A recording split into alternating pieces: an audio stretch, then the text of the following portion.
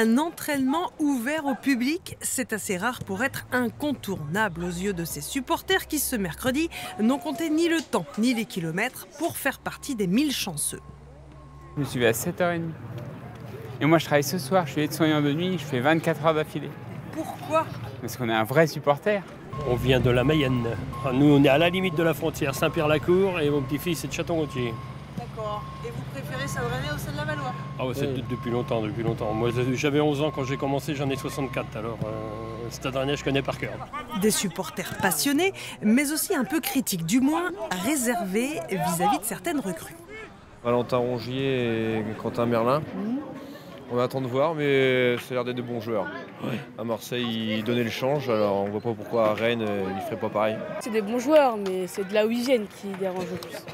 J'ai pas trop compris pourquoi ils ont recruté 2 anciens Nantais. Après le chambrage qu'ils nous avaient fait, il y a une part de moi qui le déteste un peu.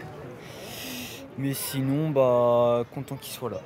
Le chambrage en question remonte à 2017, quand, avant un derby, Valentin Rongier avait publié cette photo de chèvre accompagnée de la légende « Coucou les Rennais ». 8 ans plus tard, le club breton pas rancunier a offert aux Nantais tout juste arrivés de Marseille une chèvre en cadeau de bienvenue. J'aime trop, c'est ça le football, c'est ce qu'on aime. Peu importe d'où ils viennent, moi je suis très content qu'ils soient là.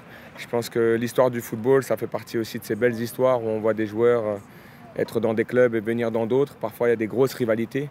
Le plus important, c'est qu'aujourd'hui ils ont le maillot rouge et noir. Ce qui est sûr, c'est que les nouveaux rouges et noirs seront très observés, et ce, dès le début du championnat qui commence le 15 août avec un match face à Marseille.